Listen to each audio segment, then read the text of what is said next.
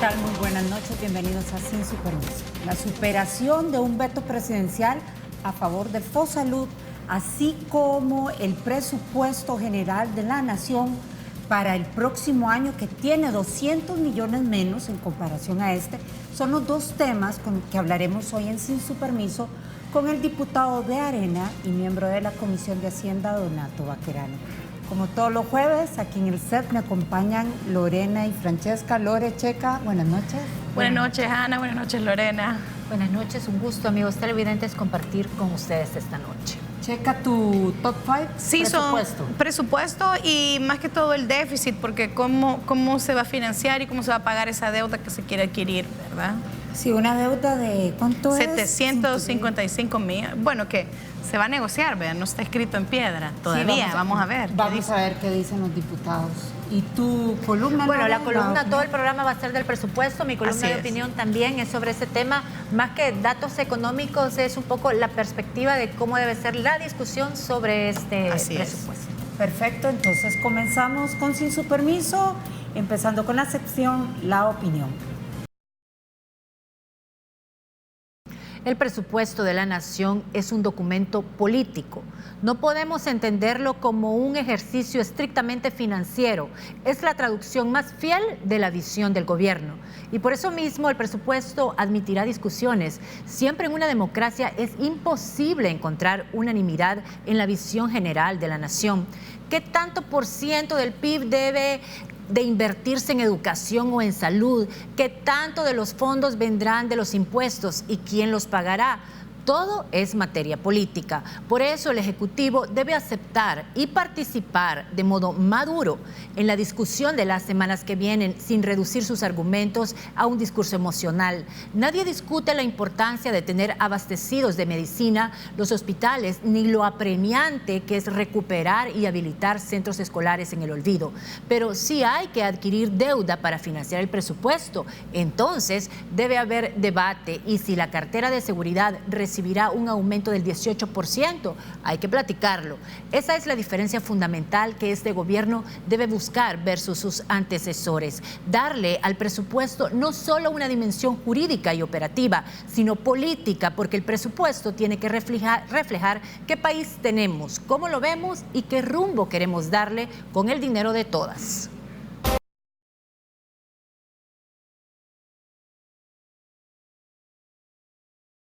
Continuamos en Sin Su Permiso. Gracias por mantener la sintonía de Canal 33. Les recordamos que estamos en vivo. Si ustedes tienen sus comentarios, preguntas, puede hacerlo a través de las redes sociales de nuestro canal y por supuesto del Facebook Live de Sin Su Permiso. Como decía Ana al inicio de nuestro programa, nos acompaña esta tarde-noche ya el diputado Donato Baquerano. Diputado Baquerano, buenas noches, bienvenido, gracias por estar con nosotras.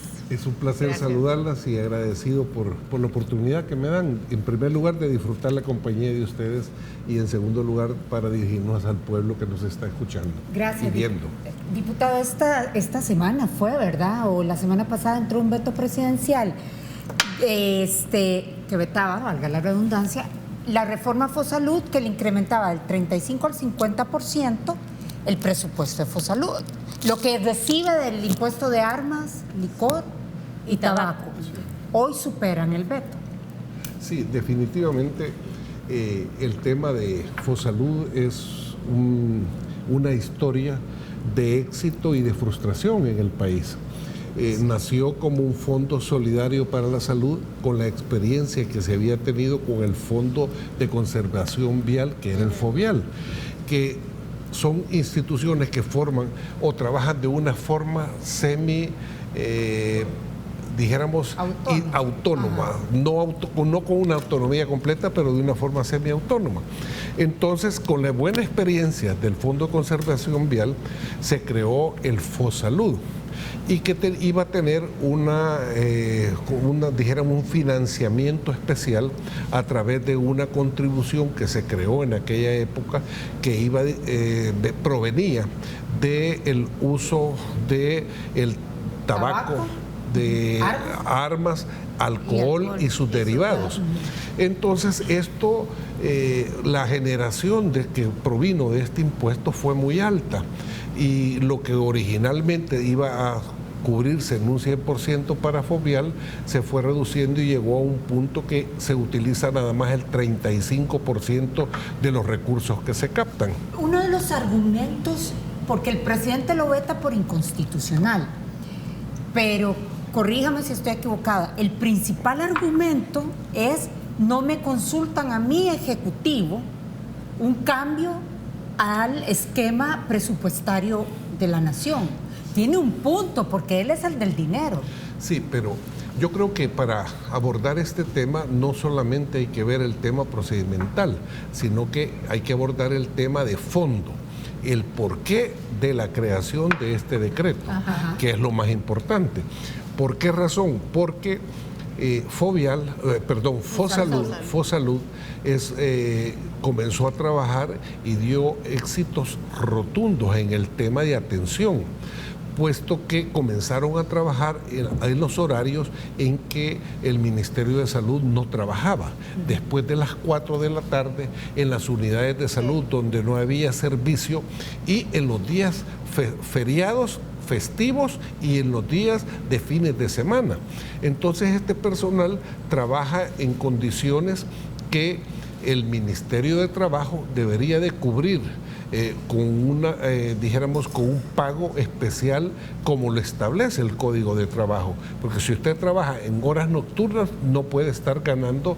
Tiene que ganar la nocturnidad. Tiene que ganar la nocturnidad, y eso es por ley. Pues por años esto no se ha cubierto definitivamente, y los trabajadores de Fosalud han cubierto o han rendido al país y al pueblo salvadoreño de una forma muy buena. Entonces, con esto se pretendía cubrir y pagarle a los trabajadores de Fosalud esa deuda que se tiene. Por otro lado, también teníamos en materia de salud otro elemento que lo teníamos completamente descubierto, que es el tema de los profesionales que están estudiando para doctorarse, que estaban en el internado rotatorio, que estaban en los residentados en todos los países. Lo que se conoce como el año social. El año social y el internado. El internado es antes del año social. Pero realmente toda esta fuerza laboral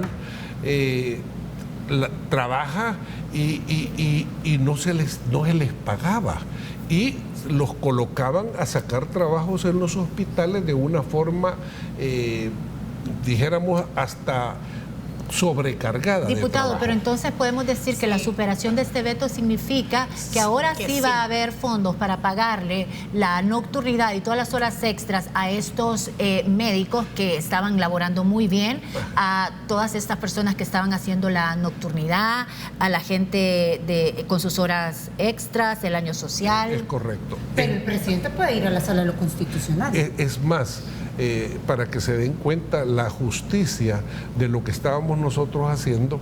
Por ejemplo, este día vimos que el Ministerio de Trabajo se reunió con los estudiantes que están en internado, los que están en año social y los del residentado, y les ofreció darles al final de año un bono en este año, y al siguiente año ya cubrirlo como se debe, para que se den cuenta que lo que nosotros estábamos haciendo en este proyecto de decreto era muy justo y necesario. Ahora bien, con las mismas señalamientos de inconstitucionalidad que ha dado el presidente, son hasta cierto punto bastante vagos para nuestra manera de ver, puesto que el fondo y la intencionalidad con la cual trabajamos este decreto no lo aborda definitivamente. Él está abordando nada más cuestiones de que él debió haber dado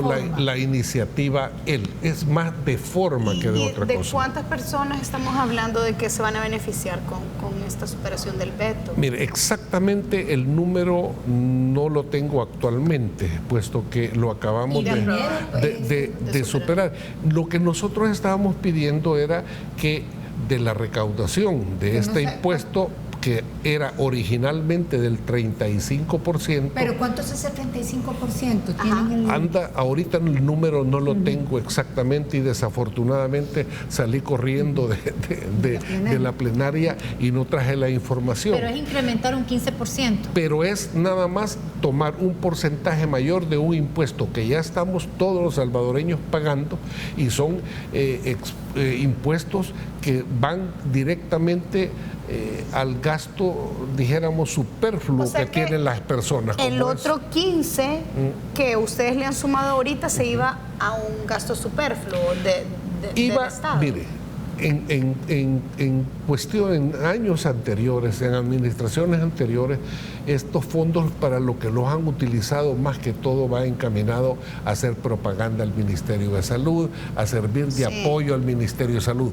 Y prueba de esto es que estamos tan en lo correcto que el anuncio del presidente de hace un par de meses que introdujeron una pieza de correspondencia para que les autorizáramos la creación de 100 plazas nuevas de médicos y 100 plazas también de enfermeras para trabajar en el área de salud. O sea que fondos definitivamente se manejan. Y la intencionalidad del ministro de Trabajo de responder a esta negativa de reconocimiento que tenían para la nocturnidad y para los días festivos y feriados, él ya se había comprometido, por lo menos con el caso de los estudiantes de medicina que laboran como empleados. Que ir a la primera pausa comercial y a mí me gustaría recapitular un poco. Este es, diputado, el primer veto superado.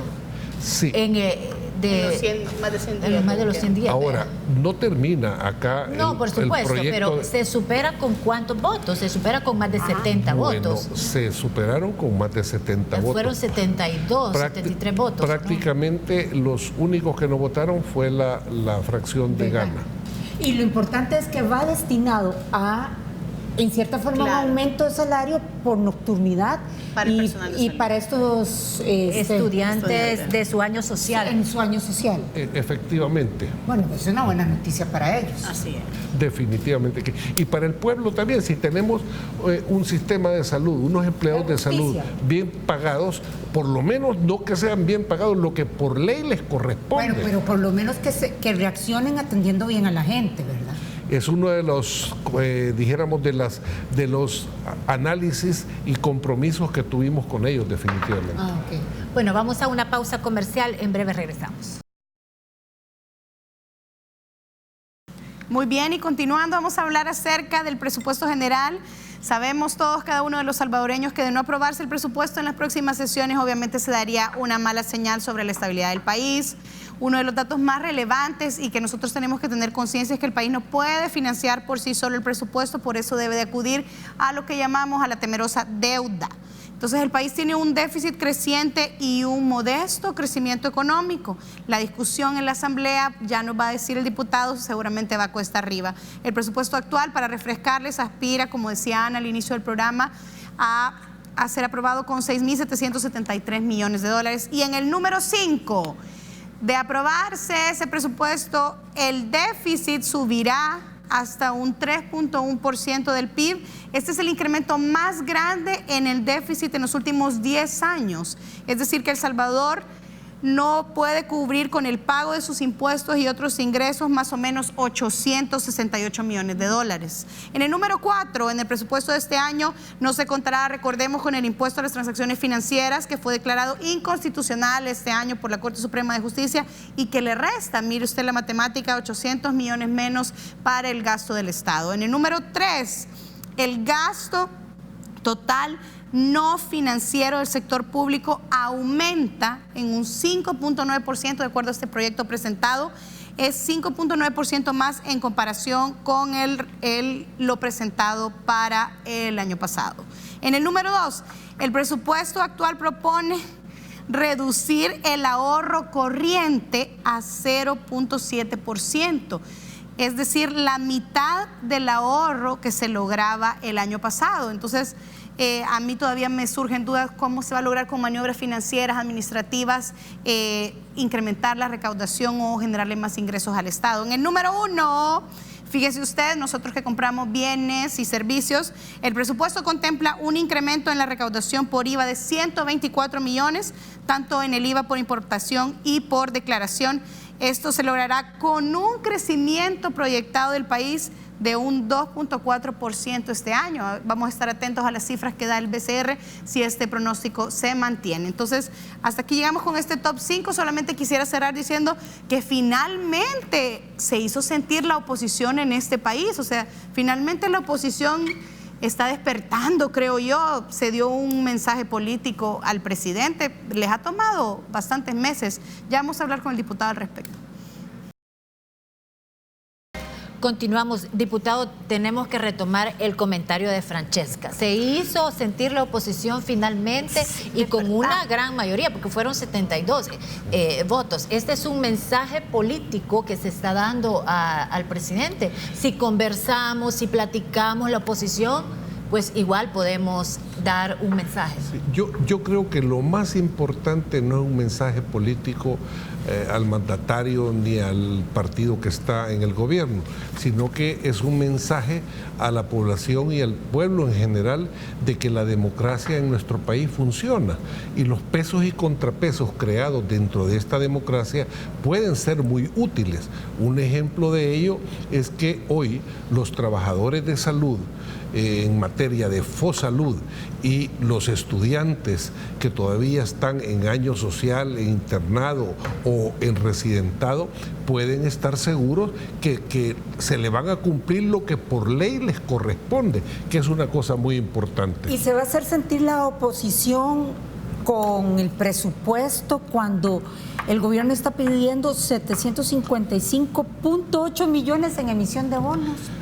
Definitivamente el presupuesto, yo escuché en la introducción que ustedes dieron y ha sido, dijéramos, un abordaje inicial muy malo, según como yo lo examino. Por parte del gobierno. Por parte del gobierno y por la forma en que han tratado de comenzar a venderlo. ¿Por qué? Porque un presupuesto es una herramienta política que puede permitir servir de un instrumento de desarrollo al país, porque le permite hacer apuestas estratégicas, pero hay que hablarlo con la verdad. Por ejemplo, el hecho de decir que es un presupuesto 200 millones menos que el año anterior es completamente falso. ¿Y cuál es la verdad? ¿Y cuál es la verdad? Porque el año pasado teníamos que pagar el vencimiento de 800 millones de eurobonos, que no era más deuda, sino que era sustitución de una deuda que se vencía, y esos 800 millones se tuvieron que introducir al presupuesto del año pasado. Si nosotros eliminamos los 800 millones de pago de deuda que tuvimos el año pasado y que este año no lo vamos a tener, el presupuesto no se reduce, sino que se aumenta, y se aumenta en 513 millones, porque si no, de lo contrario, no tiene lógica lo que ustedes estaban hablando al inicio. ¿Cómo es posible que el presupuesto se dice ser 200 millones menos que el año pasado y hoy hay un aumento en la brecha fiscal que hay que cubrirla con deuda? Por este aumento de 513 millones de dólares es que hay que necesario en los 755 puntos y algo, 756 millones. Por esa razón que hay que hablar con la verdad. Esto hay un aumento definitivamente. Por eso es que la necesidad de bonos es mayor. Entonces, para empezar hay que hablar con la verdad. Este presupuesto está aumentado definitivamente. ¿Una deuda sí la aprobaría Arena? No se trata, es que el tema es que la deuda es, no podemos negarnos en un 100%. La deuda, al igual que en una economía familiar, es la economía del país. Simple y sencillamente, usted no puede decir no van a haber préstamos, sino cómo vamos a invertir estos préstamos, que es una cuestión muy diferente, y cómo vamos a manejar el tema de la deuda, porque las opiniones no solamente son de origen político, partidario o de diputados, sino que nosotros tenemos que escuchar a toda una serie, dijéramos, de opiniones que se vierten alrededor del tema, que son importantísimos. Hoy, este día, hubo una publicación en un periódico de una de las calificadoras de riesgo, fue Fitch la que hizo un comunicado en la cual dice, bueno, si con este presupuesto que se ha presentado va a ser muy difícil que logremos y alcanzar las metas que en la ley de responsabilidad fiscal nos hemos fijado. Entonces, ¿por qué les digo que la deuda hay que tener mucho cuidado con ella? Porque veamos cómo se ha ido comportando. En el año 2017, la deuda, los intereses que pagábamos, no voy a hablar de deuda total, voy a hablar las obligaciones financieras que le corresponde a nosotros pagar. De intereses en el 2017 se pagaban 800 millones. En el 2018 se pagaron 924 millones.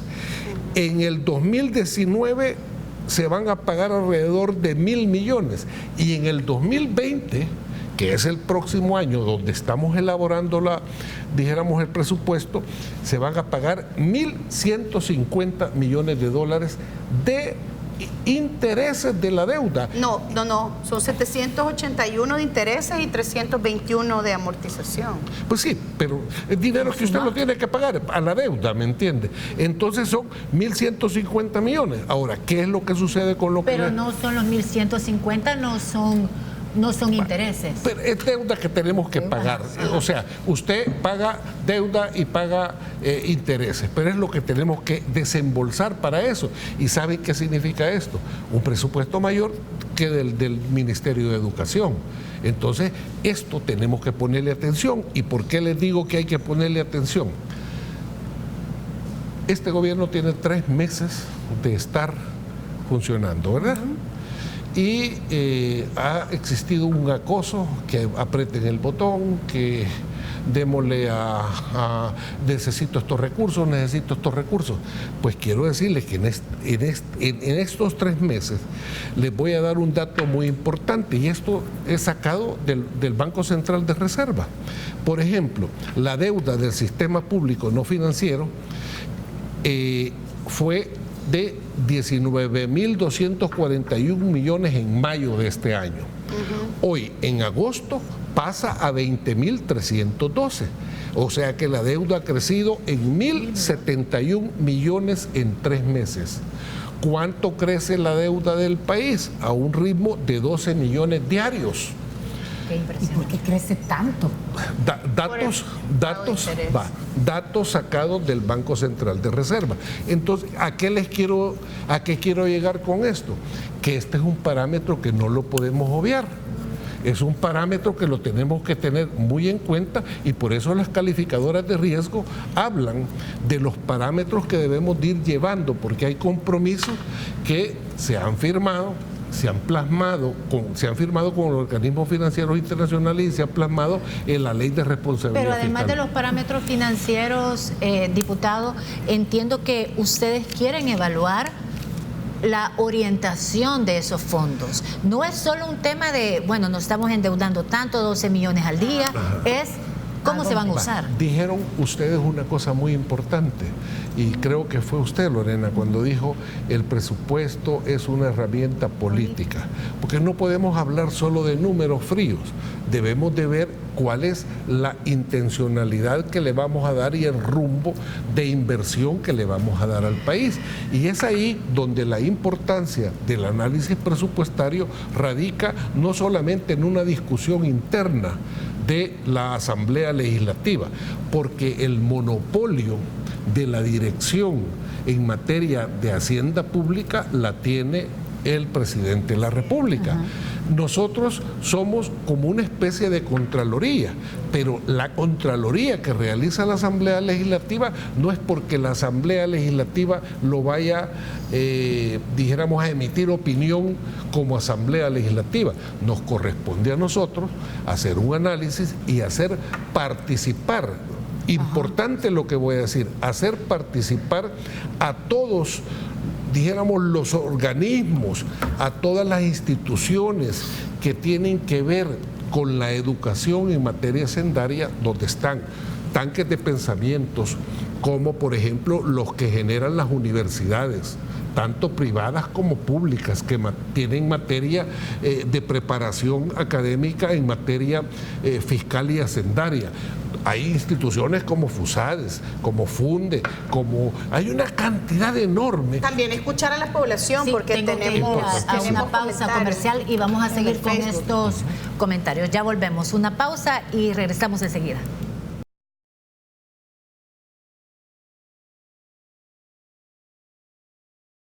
Sí, comentarios bien interesantes de la población en el Facebook. Mauricio Moreno tiene algunas dudas con respecto a varias partidas. Por ejemplo, dice, Casa Presidencial, casi 10 millones en cuenta de gastos para tecnología, que son computadoras viejas y teléfonos, o van a cambiar toda la planta.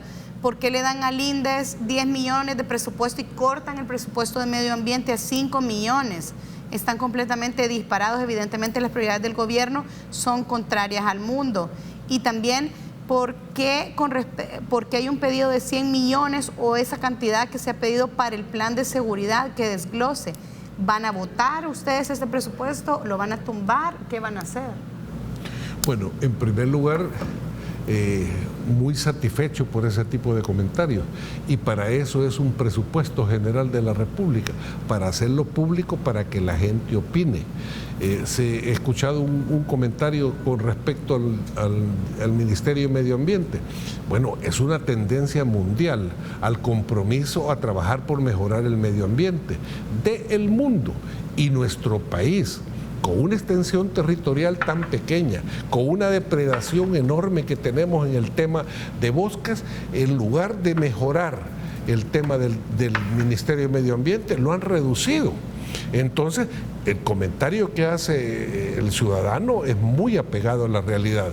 Y por esa razón es que cuando yo les hablo de que es necesario escuchar opiniones, y las opiniones dijéramos, muy valederas de tanques de pensamiento, así como de ciudadanos, es importantísimo. Yo creo que, como les repito, el instrumento más importante de apuesta a desarrollo de un país es el presupuesto. Y es justo, le quiero preguntar, así como está el presupuesto presentado, ¿cuál considera Arena que es la apuesta del gobierno? Ajá. Bueno, esa respuesta la tendría que dar el gobierno. Pero usted qué feeling le da? Pero nosotros lo que sí tenemos bien claro es que las finanzas del país y las apuestas del país deben de ser bien medidas. ¿Por qué razón digo esto? Tenemos años de estar tratando de impulsar un programa de elaboración y de desarrollo presupuestario que se llama presupuesto por resultados. El presupuesto por resultados es una herramienta que la están utilizando muchos países y que les ha dado resultados maravillosos. ¿En qué consiste? Ajá. Consiste en que cada ministerio elabora un presupuesto, pero elabora metas para cada programa que lleva. Y un ejemplo, la escuela inclusiva a tiempo completo, que le hemos invertido millones de dólares en préstamos. ¿Cuál era el objetivo de crearla? ¿Cuáles son las metas que íbamos a alcanzar? ¿Cuáles son los indicadores para ver si ese programa que absorbió una enorme cantidad de recursos iba dando los resultados? Y así cada ministerio tiene que elaborar por cada programa los indicadores para darle seguimiento y si va obteniendo las metas o si es necesario cambiar y desviar alguna modalidad especial para para ese programa específico. Entonces, todos los ministerios deben de trabajar de esta forma, porque, Ana, usted trabajó un tiempo en la Asamblea Legislativa cubriendo la Asamblea Legislativa, como periodista. Sí, como diputada nunca. No, no creo. y se percataría de que, por ejemplo, las entregas de memorias de labores es una cosa que no... Tediosísima, no solo tediosa. Cada funcionario elabora un librito muy bonito, gastan un montón de millones de dólares y ¿sabe qué hay en ese libro? La forma en cómo se ha gastado el presupuesto. Claro. Pero ahí no hay metas, no hay objetivos, solo hay gasto. Solo hay gasto. Entonces, el cambio que hay que dar en la elaboración y el desarrollo presupuestario es importantísimo. Hoy, por esa razón es que nosotros no solo criticamos, hoy hay una intencionalidad en el Ministerio de Hacienda, en el Ministerio de Salud y Educación, de que ya se comienza a tratar de implementar este presupuesto por resultados. Ya la Corte de Cuentas ya tiene gente preparada también para darle seguimiento a cada uno de estos ministerios que van a trabajar con este presupuesto por resultados. Doctor, hay muchas carteras estratégicas que tienen incrementos, pero hay un incremento que a mí quisiera que usted me ayudara que nos ayudara a interpretar. ¿Por qué el Ministerio de Seguridad tiene un incremento del 11.2%? ¿Y por qué Defensa tiene más, que es el 18%? Cuando, bajo mi lógica, debería ser al revés. Crezca más seguridad versus defensa. Bueno, esas son las preguntas que tenemos que irnos haciendo todos los salvadoreños. Pero a ustedes también les genera algún tipo de ruido ese incremento. No, lo que sucede es esto, que el análisis presupuestario ahorita solo se ha presentado. Todas esas preguntas y esas interrogantes que ustedes tienen son las que nosotros tenemos que hacerle, en primer lugar, a el funcionario específico que va a defender al ministro de Defensa, al ministro de Hacienda, primero al ministro de Hacienda. ¿Cuáles son la intencionalidad? Por eso es que el presupuesto mide la intención y la guía y el rumbo que le va a dar a un gobierno al país. Políticamente, ¿usted qué interpretación le da? Entrando así en el mundo de la especulación. Bueno, yo lo que pudiera decir es que esto está, dijéramos, como dicen en mi pueblo, muy tiernito, como para especular, sino que vamos a hacer las preguntas respectivas. Y por esa razón es que en muchas ocasiones a la oposición se le ve o se le trata de reducir, de menospreciar, de bajar al mínimo, como lo hemos estado observando, cuando la grandeza de la democracia radica en que las preguntas y los cuestionamientos los hagamos. ¿Y ustedes cuánto tiempo se van a tomar para analizar el presupuesto, para tener como un diagnóstico final? El lunes nosotros entramos a recibir al ministro de Hacienda para que haga una presentación general. Nuestra fracción va a hacer una petición específicamente a toda la Comisión de Hacienda. ¿La presentación es solo a la Comisión?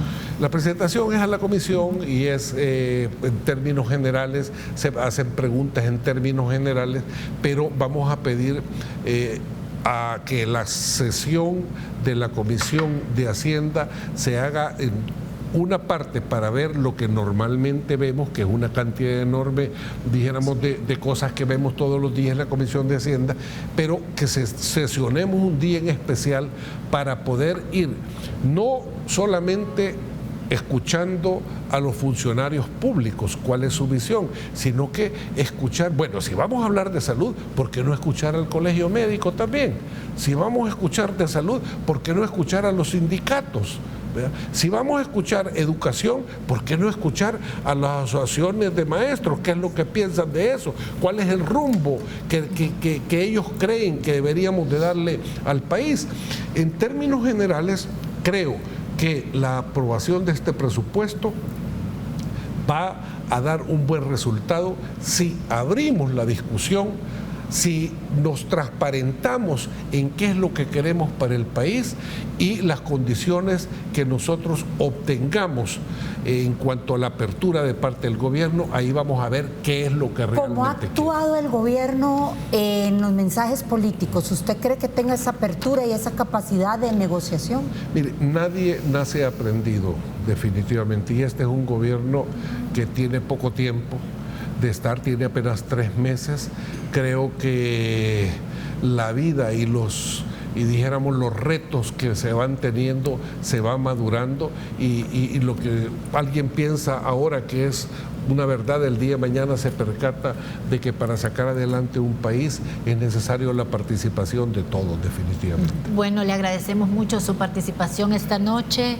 Diputado, ha sido un gusto compartir. Y solo una última pregunta, porque creo que tenemos un minuto más. ¿Descartado nuevos impuestos, aumento al IVA? Definitivamente eso no está en la Gracias. en la Por lo menos visión. cerramos Por lo menos para los No, mire, no podemos aumentar sin ser eficientes lo que tenemos en administración actualmente. Bueno, le agradecemos mucho su participación. Gracias. Esta noche, Checa Ana, buenas noches. Buenas noches. A ustedes, amigos televidentes, gracias por su sintonía. Los invitamos que mantengan la transmisión de Canal 33. Viene Teleprensa en vivo.